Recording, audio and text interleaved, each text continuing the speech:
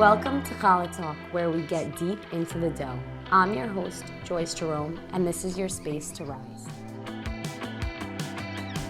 Every episode, we braid bread with women who share what fills their cup, fuels their fire, and helps them grow. One honest, heartfelt conversation at a time. So grab your dough or coffee, take a breath, and join me, because here, we don't just talk, we meet it out. Harei zo challah. Tell me what to do. Esther, you don't have to do anything other than be yourself. Okay, great. Like, I know how to do honestly, I'm so honored that you accepted my offer, and I didn't want to tell you what episode number you were in case you changed your mind, but you're on tour, so I knew you would say What episode? yes. What? You're Two? episode 2. Yeah. Is that kanafe? Oh my God. This is my recipe from the book.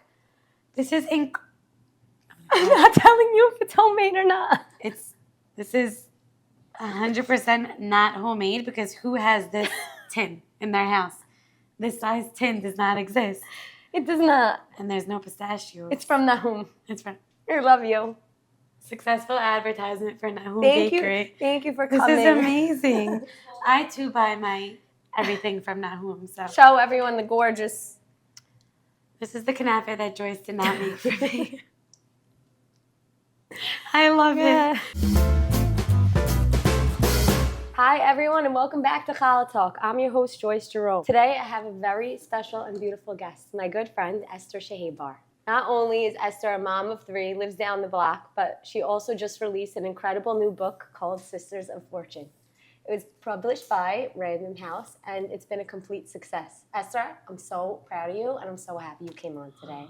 Thank you, Joyce, for having me. I'm so excited to be here. I totally love this whole concept, and I can't wait. Esther, today you didn't make this. I can't take credit. That looks I wish I could take credit. It looks beautiful. Right. So before coming on, I asked you to share a recipe with me, and I attempted to make the dough. Do you want to tell us a little bit about the recipe that you sent me? So this is my mother's challah recipe. Sylvia Levy cannot take credit. I'm sure everyone thinks that their mom makes the most delicious challah, but I do think my mom makes the most delicious challah. It's a perfect blend of sweet and salty, and she never over bakes it, so it's like doughy. So if you like doughy challah, which I do. Okay, I do also. Yeah. We'll try to make it taste like hers. I don't know which types of brand challah I'm sure flour she uses, but it'll be in honor of her.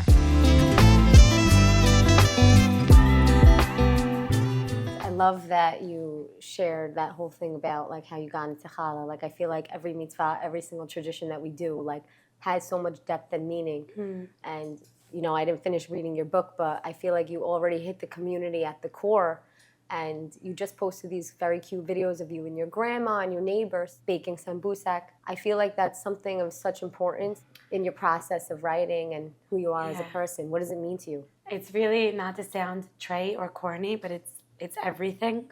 I definitely feel a sense of urgency, because I feel like that whole generation, they're not going to be around forever, sadly. And I just feel like they have so much to say and so much to give. Besides for their stories, their immigrant stories of how they came to this country, or the recipes that they passed down, they just have this attitude about life that's no, I don't want to curse on the...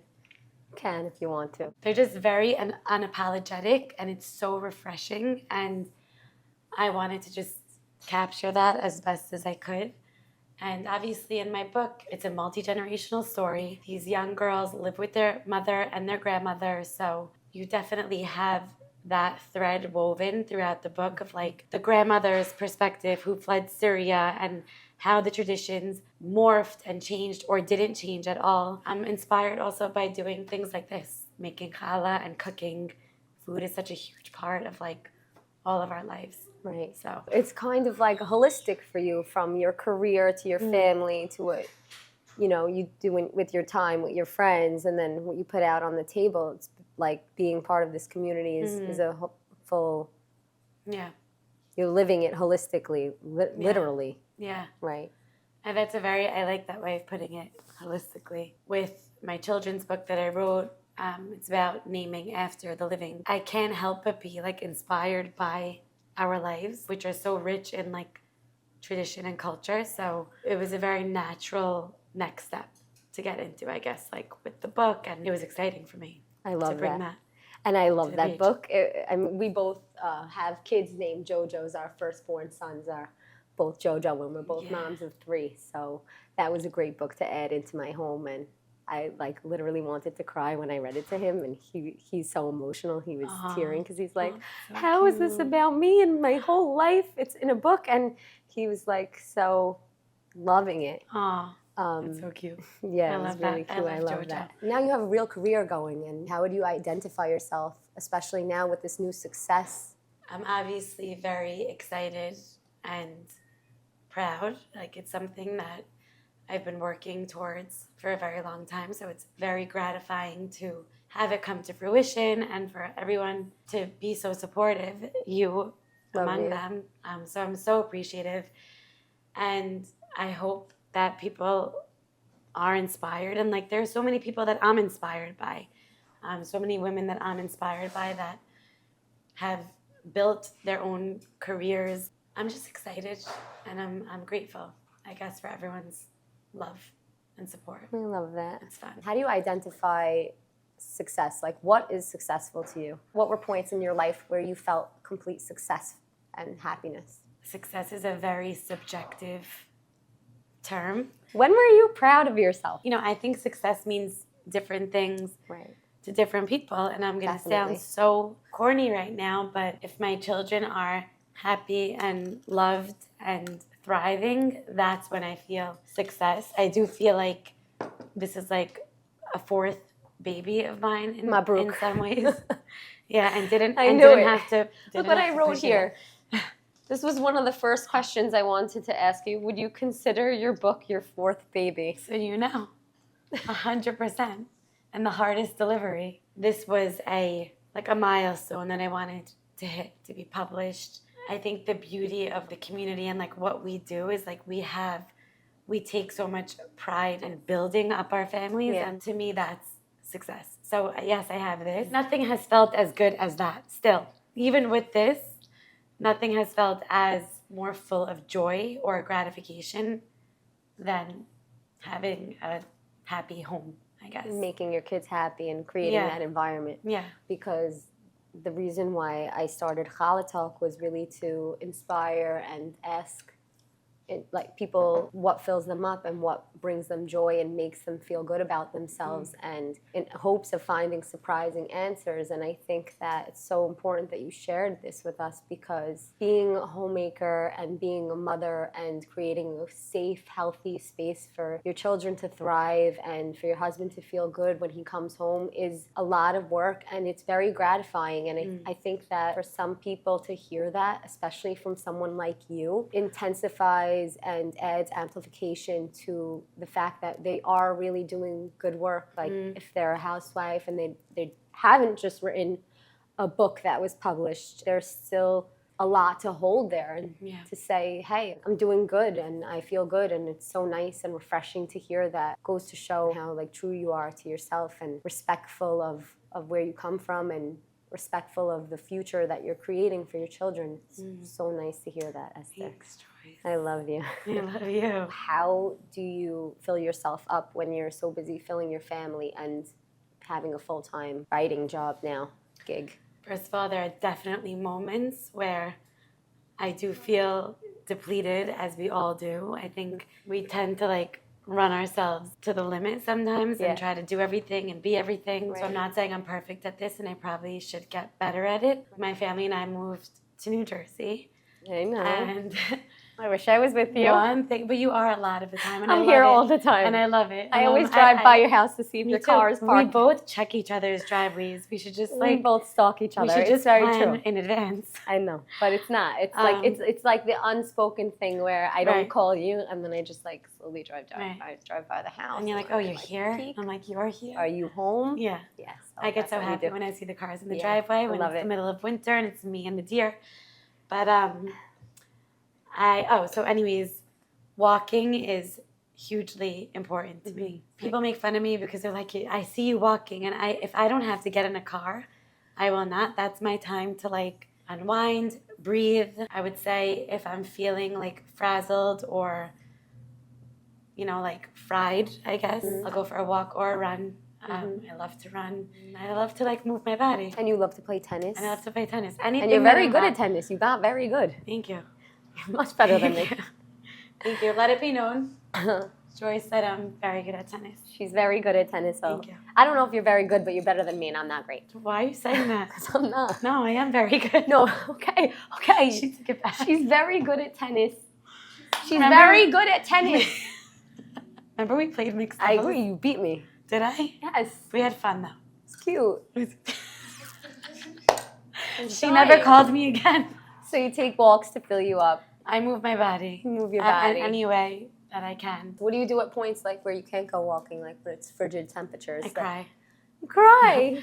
I'll go walking. Crying is healthy. It's like when my kids were little, like when Jojo was like very little, he was my first, so I was doing the whole like gentle parenting thing. Right. I was trying to. Now it's like I heard that's out. It's out. Which I'm happy because I was never into it. Absolutely the worst thing ever. But I used to like identify every feeling, and then he used to.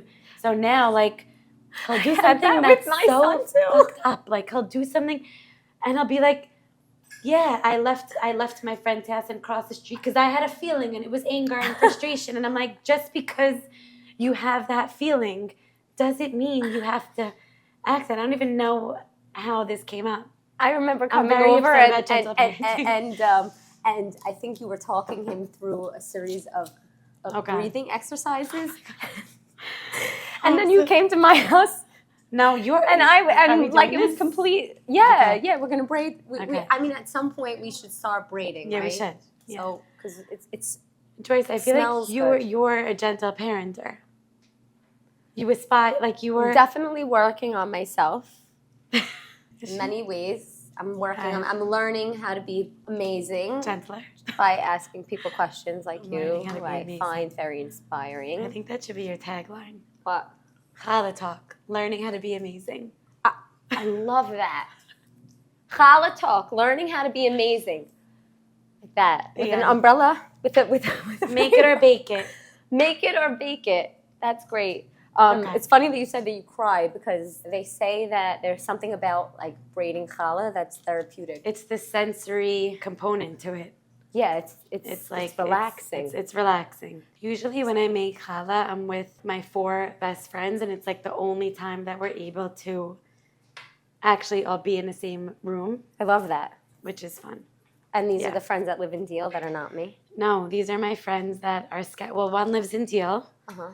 And then the other 2 are in the city and one's in Brooklyn. So it's actually a nice way to unite. Esther, if any of the characters in the book were to be braiding challah, which character would it be and how do you think their bread would look?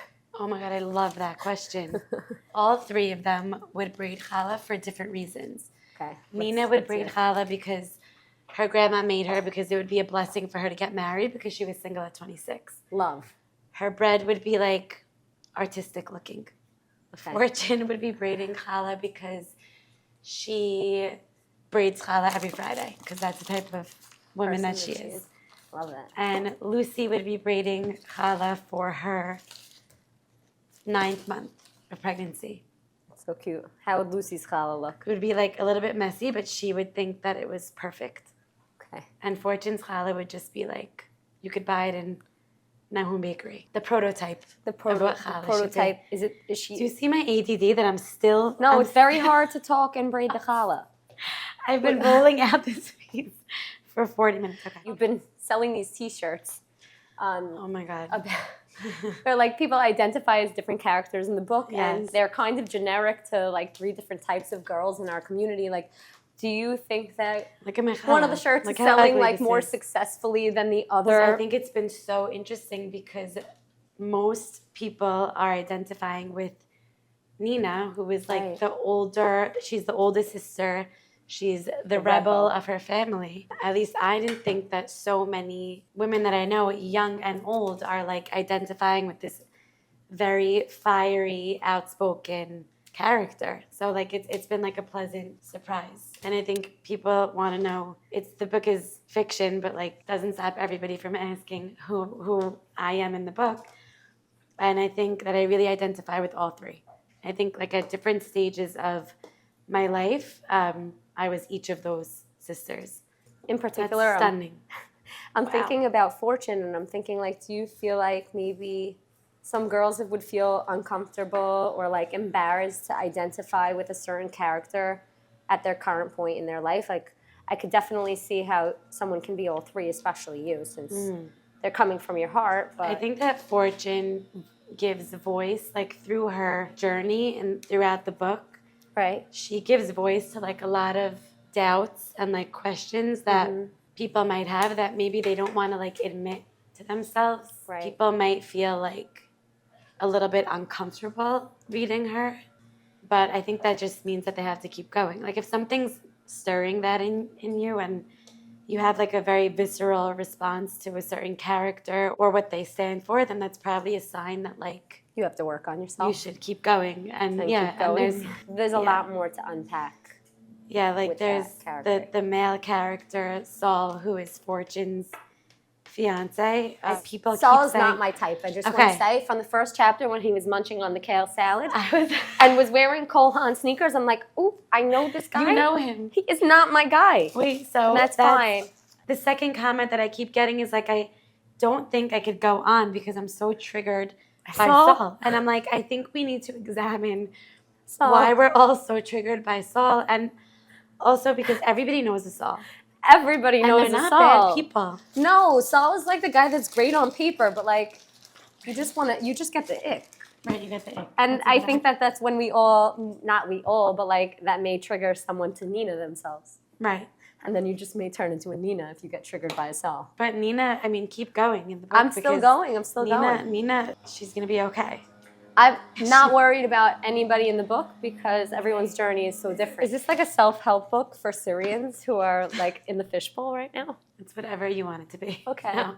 I personally would love if, like I've heard from a lot of older women and then women our age who have read the book, like around our age. I would love to hear from younger girls who are like entering this phase in their life of like dating or not dating, who think that they're supposed to be doing something and who aren't doing it, or who want to be doing something that they're not doing. So I think what the book does, or what I hope it does, is that it gives like a voice to all of those different paths. Hopefully, like if you are struggling with or feel pressured in one way or another, it's sometimes just helpful to like see that part of you on the page. Right. Because it's validating. Or That's like beautiful. you hope it's validating. How would you suggest for them to find their own voice, or in what way do you think they'll find their voice by reading the book? Oh my God, I feel like I sound like a Jedi. are? I feel like You are a Jedi. I'm not saying I'm a Jedi. You are I a feel Jedi. like I'm about to sound like Obi-Wan Kenobi. Like I don't That's like the the point of term Challah Talk. finding your voice, because that Okay, so implies what does that it it's mean? lost. It's not Okay. lost. It's there. You're just either not willing to listen, or you Or you're don't not want to confident listen, enough? or whatever the reason is, you just have to like open your ears, I guess. And I think that for me, like writing gave me the space. It was a way for me to, like, when I said this earlier today, but when I was writing these characters, these three sisters, it alternates between their voices. So I would never write a Fortune chapter and a Lucy chapter in the same day. Like if I was Nina, I was Nina that day. If I was Fortune, I was Fortune that day. Like I couldn't mix them. I couldn't be two at the same time. When I was that character, when I was writing as that character, You channeled them. I channeled them, and I think it's a very powerful thing. I don't know if I could channel different people. No, but like, Wow. but they're all parts of you. You are a Jedi. They're all. I want to know about Esther. In the 10-year process of you writing your book, what did you learn about yourself? What did I learn about myself? It's a good question, because usually, like, I just like ramble off. I didn't bring you on here to ask you easy questions. Ooh, getting into the dough. Yes. Meeting into the dough. What's your tagline? This is how I deflect. I learned. I'm not letting you deflect today. Today is Okay. about Esther, my queen, my Jedi. Oh my God. I knew I didn't take no for an answer, but I learned how stubborn I am. in my pursuit of achieving things, which I think people talk about stubbornness being like a negative thing, and I actually think it's a very important quality, and I think we should all be stubborn in our pursuit of what we want for ourselves. I learned that I could take way more criticism than I thought I could. I think I'm still like a little softy, but I think I've definitely grown in my ability to accept criticism and also to like welcome criticism. Right. Very valid. Right. And helps you grow and get better. And I learned that I really, really need my family and friends around me at all times. Not when you're walking. Not when I'm walking. I was just about to say that. Although I do take walks with Zuki. We take walks every night. And if you live, like you've seen me I've walking seen you my taking dog. walks with your dog all we the take time. walks every night. She's not just saying that. She lives the life. I lived the life of walking my dog, who has been with me on this whole journey. I wanted to ask you about this because I was like a little bit triggered. It's a quote in the beginning of the book, and it's very interesting that you chose this to me. And if a woman has an issue, and her issue is in her flesh, be blood, she shall be in her impurity 7 days, and whoever toucheth her shall be unclean until the even. Leviticus. Guys, I didn't write the Bible, so take it up with the man I'm not asking about, of course, all good ideas, I think, come from Hashem. I feel like someone may pick that up and say, oh my God, like, how were you so fearless to put that in the beginning of the book? A lot of people have said that the first 50 pages were like a little difficult to get through, and then once they were got bothered past by it. 50, they were like so in. They were so, and I think that's so interesting because the first 50 pages of the book were the oldest pages of the book, and I think I wrote them from that place. When Did you see it in like a positive light, or like it was more like a chore? Like no. I do want to ask you that question also after. No, I think that's an important question because I think when I first started writing the book, a lot of it came from like a place of like I'm being completely honest, like resentment.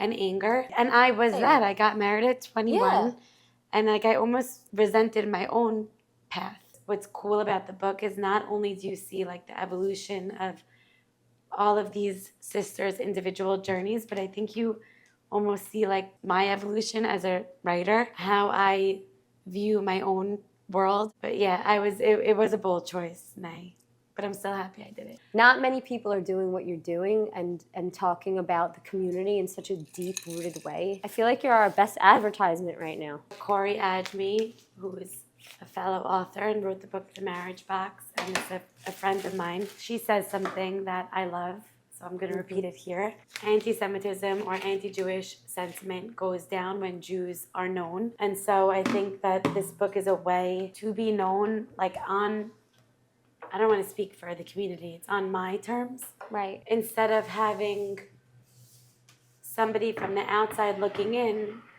passing judgment because they don't know us, because they're not. Yeah, they don't know. Insider. They don't know us, and not everyone has like a talent that you have to like. But I think maybe also, a therapist may know it. Right.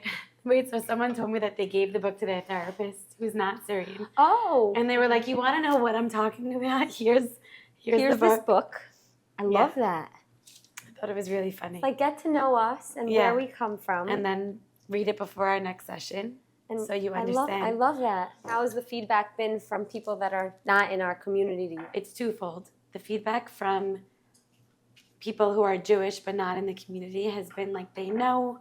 Some of them don't know that there's a Syrian Jewish community, but a lot of them do vaguely know about the Syrian Jews. Right.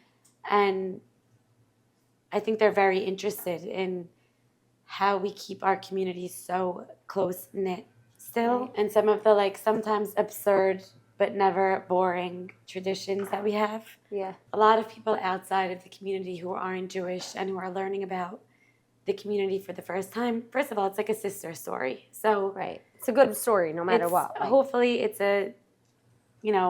anybody can relate to it. It's an objective story in that way, that it's about relationships among young women. Right. But it's definitely like piqued their interest, like, oh, I had no idea that there was a Syrian Jewish community, let alone a thriving, massive community in Brooklyn. Right. So it's been interesting. Now you're telling me that you're stubborn and that, you know, every part of the book's basically a part of yourself that you're channeling. Did you get negative feedback, or were you told at any point like, hey, don't put that down, or did you have to second guess? I definitely second guessed, which is like the worst thing you could do while you're writing because it's so hindering. Mm-hmm. And when you're in the world of the book that you're writing, the last thing you want to do is second guess and think to yourself, should I be writing this? Right. So it was definitely like a exercise in that self-control to like check that anxiety of like, how will this be received? Are people going to think this is about me? Because the book is fiction at the end of the day. I definitely lost sleep in the, you know, in the upcoming to the release of the book. Like, how is this going to be received? The climbing up the hill, like, oh Yeah. my God, like. But then I always thought to myself, like, how terrible would it feel if I didn't do this? And it was always, and it sounds so simple, but the alternative of like not doing it was so much worse than the anxiety of doing it. So that was the trade-off. I genuinely feel, and these are other people's words, that it is like a love letter of sorts to the community. So I knew, like in my heart of hearts, that there was nothing. I mean, there's always going to be. It was coming from a good place. There's always going to be people that say, "Don't write anything." No. And there's nothing I could do about that.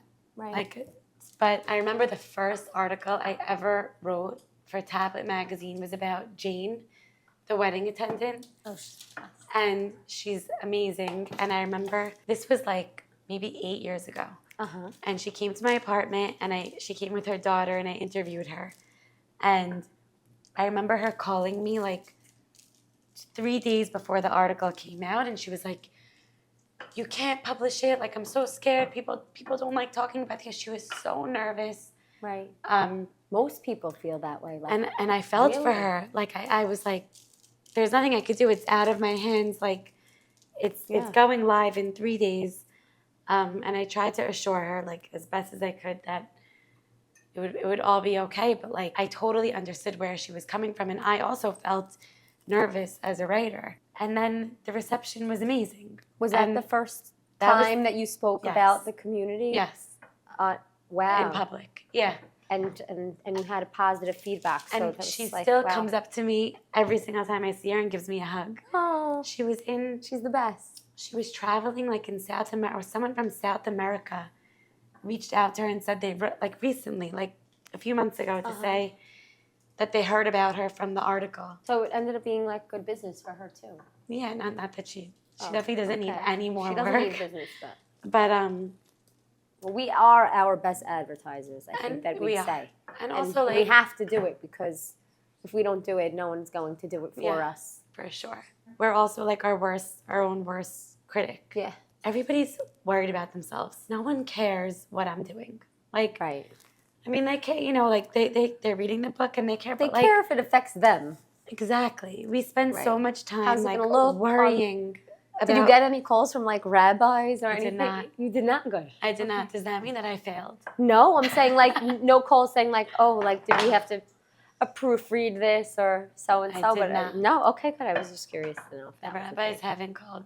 Good. But there's still time. Esther, it's crazy that you can tune into all these different characters and still be Esther. Like, how do you do that? How do you be a mom and Esther and all these different people? I have 85 different personalities. You never know what you're gonna get. Yeah. So how do you do that? I don't know. I don't know that I manage it well. Like, I'm really being honest. I think that it's something that I want to get better at, first of all. So we're growing. Do you feel like it's something that needs to be managed or embraced? Like, if you ask Zuki this question, he'll say that I don't snap out of my characters. Like, he'll say that when I'm in book mode, it's like, it's all I talk about. Like, we go for dinner, I'm talking about the book. We go on a walk, I'm talking about the book. Like, you're immersed in it. I am. And like, sometimes it's hard. Like, it's definitely a balance. First of all, my kids are a part of everything I do. So like, they see, even though I don't write when they're at home, they see me on the phone or emailing or speaking to people on the street about the book, about what I'm writing. So they're very much like a part of my world. And I think that it's helpful. Like, for them, it's helpful for them because they feel they feel part of it and they have like a sense of pride. My mommy wrote a book, and like Jojo, my son, went to school with a QR code that I had printed for pre-orders. Oh. He went to school without telling me and was like hustling in Hillel Yeshiva. Yeah, my mom wrote a book. Here, scan it, but then give me the cash. I got calls from the teachers and they were like, your son is running a illegal book ring in Hillel. But anyways, they very much feel like a part of my like professional world, which I think is important. Wow.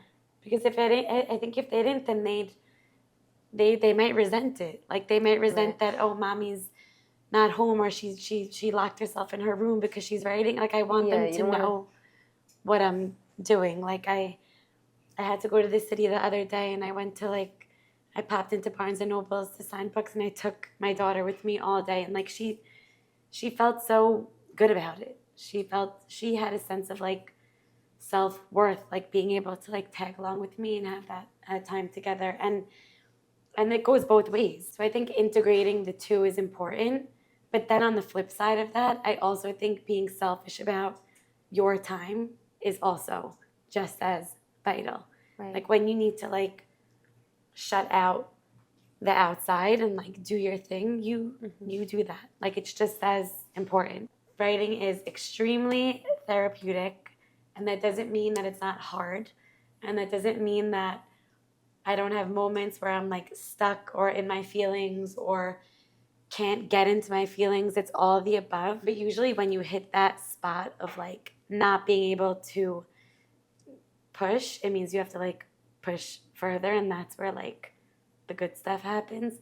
I think also what was so fun about writing this book was that I felt like each of these sisters in different stages of my life, and writing the book was a way to like continue out. Imagine like, what if I stayed in this stage? Wow. You know, like wow. What if I? Oh my God. Wow. I don't know. I like that answer. No, but like, what if I stayed here? What if I didn't make that decision? So it was just fun. Like it was fun to build out those worlds and play with those characters and play with their decisions and make different decisions and unexpected decisions. So there was definitely times where writing about the subject matter was difficult. And it's so funny because now with this, I'm working on another book, and this book has the second book and the current book that I'm working on has nothing to do with our community, has nothing to do with anything that, it's not close to home, right. in the ways that Sisters of Fortune is. And I was so excited for that because I was like, okay, like I'm not gonna like be confronted with those anxieties that I had in writing this book, but the feedback now is like, I want more of the characters. Like I'm not done, I want more. We want you to revisit these characters. We want a sequel. We want to see where they end up. I don't feel like her story's over. So like that's interesting. Like I might have to jump back into these characters and not feel as anxious. Maybe. Do you feel like you would have to live and gain a little bit more wisdom for the next Sisters of Fortune, just because currently you're in your 30s? Do you think you may need to be like a grandma or like marrying off a kid and like I mean, at this rate I'll be a grandma at 50. You might be. But I'm just saying, like, yeah, like for the next chapter, do you feel like you could get there in a creative place, or maybe you need to live it again? I also think that... Are we writing your next book? No, so we can. We can. No, what this book is based on, it's women in their teens and young, early 20s. I'm 33, so not that far off from the lives of the characters in the book, but I definitely think that women's lives, like in their 40s, let's say, or, their 30s, not so much their 30s, I don't know, I'm so in it right now that, like, you're right, I don't have that enough hindsight or enough perspective to be able to write about it in a way that would be fair or objective enough. Yeah, experience is always good, in writing. It's always, and perspective and also like time is good.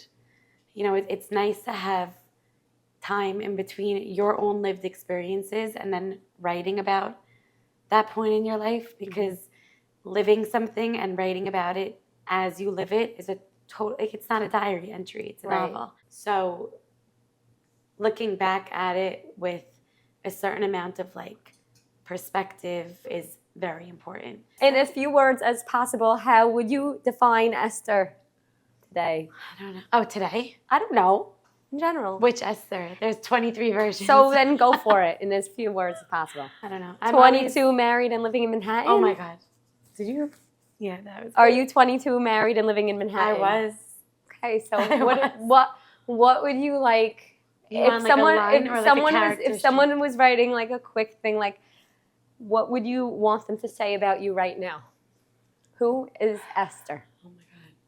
I don't know. I think I'm someone who's always learning, and hopefully I'll never stop learning. That's such a hard Esther, question. who never stops learning, everybody, and I don't know. Thanks for spending time with me on Challah Talk, where we get deep into the dough. I hope today's conversation filled your cup, stirred something meaningful, and even sparked a little bit of joy. If you loved what you heard, don't forget to follow and share this episode with someone who's ready to rise. Until next time, keep showing up, and remember, I love you.